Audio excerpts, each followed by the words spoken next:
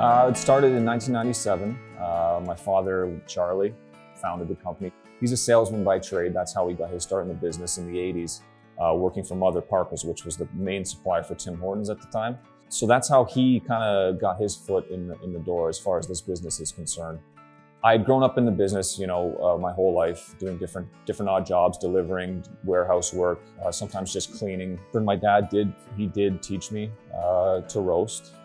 Him and we had one other gentleman, one of Charlie's actually childhood friends, who would come in and help us once a week roasting. So they both gave me some pointers. So once I got the hang of it and kind of knew the basic ins and outs, they sent me to Vermont for a week to work at the International Coffee Lab.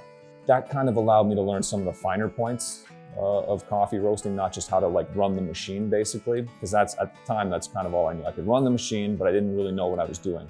Then when I went out there and spent the week in Vermont, I knew what I was doing, and it was becoming more of a coffee chef, I guess, than just a roaster. We believe that building the business slowly, rather than trying to make huge leaps and bounds, is really important.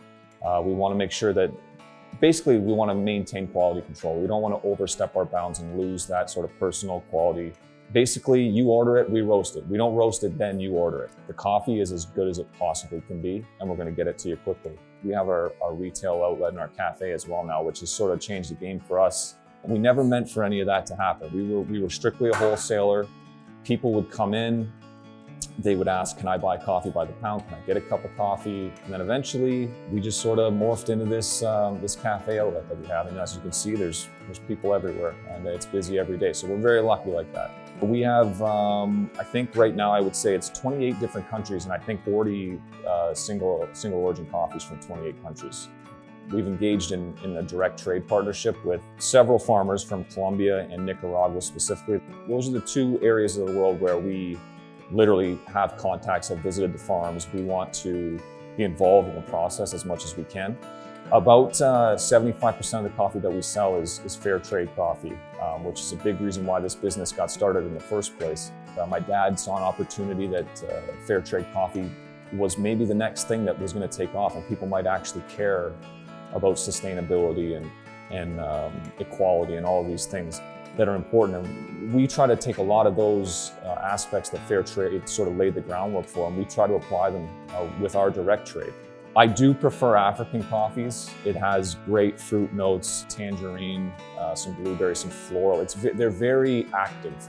Those coffees, I just enjoy them because they're different. A lot of people don't like them as much because they are a little more acidic, and they want coffee to taste like coffee, but I like to mix it up a little bit because, I deal with this stuff every day. So if anything that gets me a little bit excited, it's probably the African coffees for the most part. When I was a kid, there was a book called The Hockey Sweater.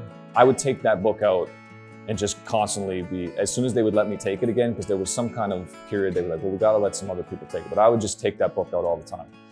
Probably the most interesting book that I've read in the last few years, Guns, Germs, and Steel, Jared Diamond. It got me thinking in ways that I hadn't really thought about, but it just sort of got me thinking about ancient civilizations and certain things, and how did we as humans get to where we are, and why is the world the way it is? And that's probably my favorite book, or at least the most compelling book that I've read as an adult. I still go back to it, so I enjoy that one.